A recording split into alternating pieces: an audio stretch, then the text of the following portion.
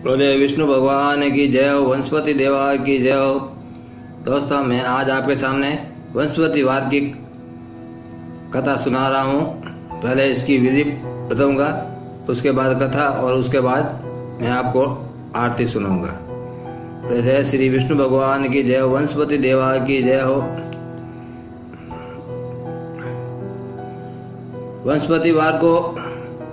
वनस्पति को भगवान वनस्पति की पूजा अर्चना की जाती है। इस व्रत में एक समय ही भोजन किया जाता है और व्रत करने वाले स्त्री पुरुष को सूर्य उदय से पहले उठकर स्नान आदि से निवृत्त होकर पीले रंग के वस्त्र पहनने चाहिए।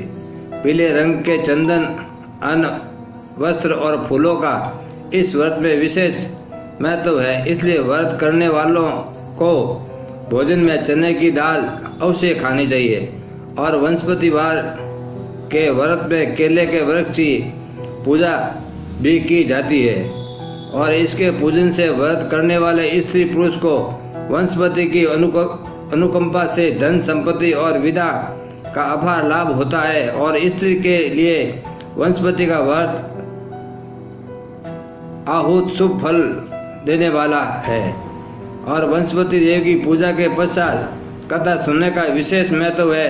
और वनस्पति के व्रत करने और कथा सुनने से विदा का बहुत लाभ होता है और धन संपत्ति से घर भर जाता है। और वनस्पति वार का व्रत स्त्रियों के लिए अति उत्तम माना गया है। और वनस्पति का नियमित व्रत रखने वाली स्त्री की सभी मनोकामना पूर्ण हो जाती है। बोलिए श्री विष्णु भगवान की जय हो। अब मैं आपको व्रत की कथा सुना रहा हूँ। कुशीनगर में एक धनी व्यक्ति रहता था। उसका नाम धनपत राय था और उसके नाम के अनुसार भगवान की अनुकंपा से उसके घर में अन्न, धन, वस्त्र और धन संपत्ति का कोई अभाव नहीं था। और धनपत राय का व्यापार दूर दूर तक फैला हुआ था।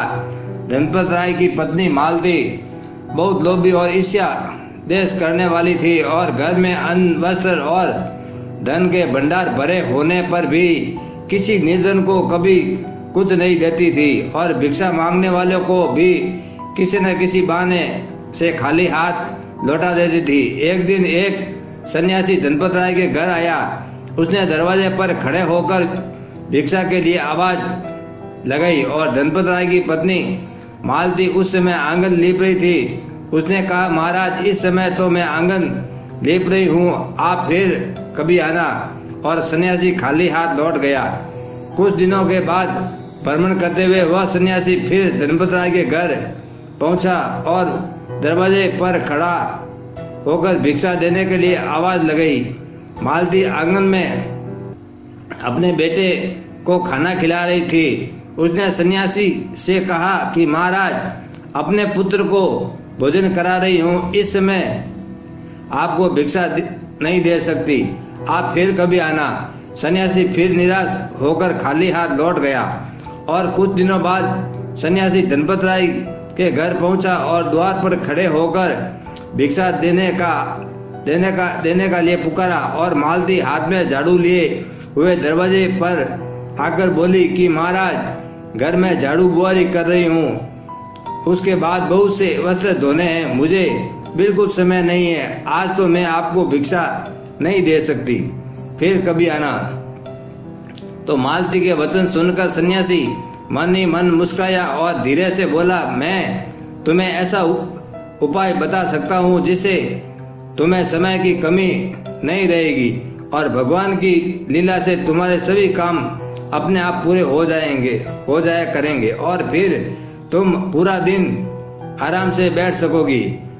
सन्यासी की बात सुनकर मालती ने खुश होते हुए कहा कि महाराज, यदि ऐसा हो जाए तो मैं आपको बहुत सा धन, अन्न और वस्त्र दान कर दूंगी।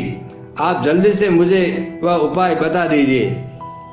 सन्यासी बोला, वनस्पति को तुम खूब धूप निकलने पर बिस्तर से उठना, फिर घर में झाड़ू लगाकर सारा कूड़ा घर के एक कोने में एकत्रित कर देना और उस दिन घर में कहीं लीपना नहीं। उस दिन परिवार के सभी पुरुष दाढ़ी अवश्य बनावे और भोजन बनाकर चूल्हे के पीछे रख देना और शाम को अंधेरा होने के बाद दीपक जलाना और वंशपति को पीले वस्त्र बिल्कुल न पहनना। पीले रंग की कोई वस्तु या अन्न नहीं खाना। यदि तुम ऐसा करोगी तो तुम्हें कभी कोई काम नहीं करना पड़ेगा। अगले वंशपति वार को मालती ने अपने पति और घर के दूसरे पुरुषों को देर से उठाकर स्नान करके दाढ़ी बनवाने के लिए कह दिया। सवे भी उस दिन खूब धूप निकल आने पर उठी और भोजन बनाकर उसने चूल्हे के पीछे रखा और घर में दूध की खीर बनाकर सबको पेट भर कर खिलाई। कई मास तक मालती हर बृहस्पतिवार को ऐसा ही करती रही और अचानक उसके पति को व्यवसाय में घाटा हुआ और घर में चोरी होने से वस्त्र आभूषण और धन चला गया और नौकर चाकर उन्हें छोड़कर चले गए और घर में अन्न का दाना तक नहीं रहा।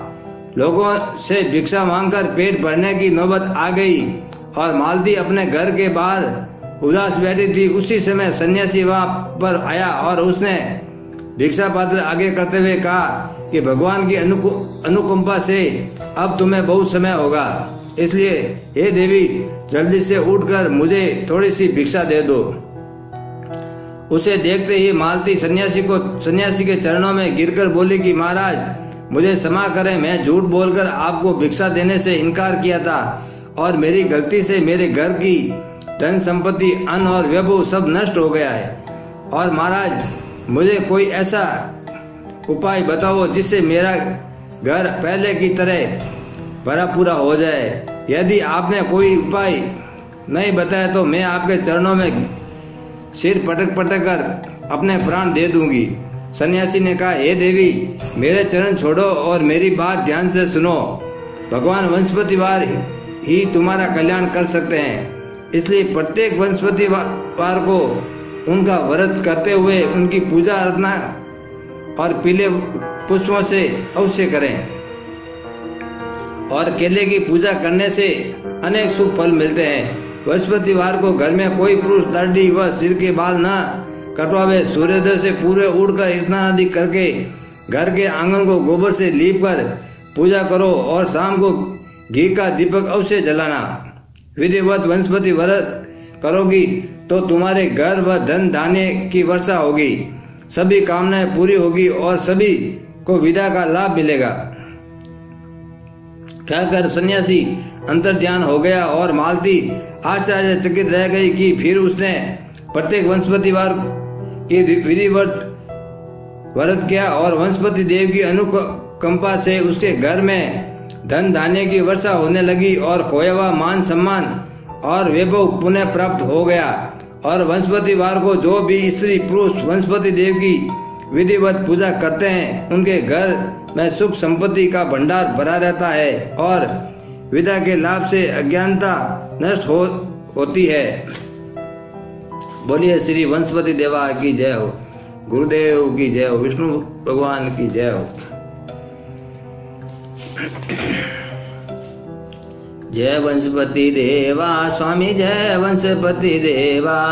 छिन छिन भोग लगाऊं, छिन छिन भोग लगाऊं, भोग लगाऊं फल मेवा। जय वंशपति देवा तुम पूर्ण परमात्मा तुम अंतर्यामी, स्वामी तुम अंतर्यामी। जगत पिता जगदीश्वर, जगत पिता जगदीश्वर तुम सबके स्वामी।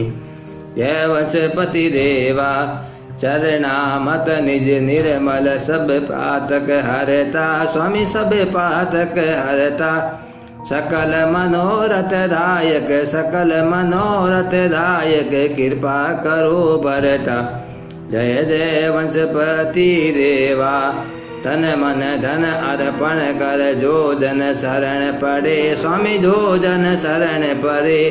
प्रभु प्रकट तब हो कर, प्रभु प्रकट तब हो कर आकर द्वार खड़े।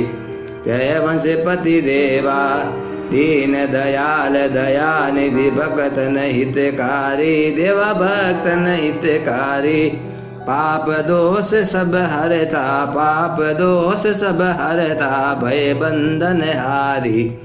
जय वंशपति देवा सकल मनोरथ दायक सब ससमहारी स्वामी सब ससमहारी विषय विकार मिटाओ विषय विकार मिटाओ संतन सुखकारी। जय वंशपति देवा जो कोई आरत तेरी प्रेम सहित गावे स्वामी प्रेम सहित गावे। जेठानंद आनंद कर जेठानंद आनंद कर से निश्चय पावे।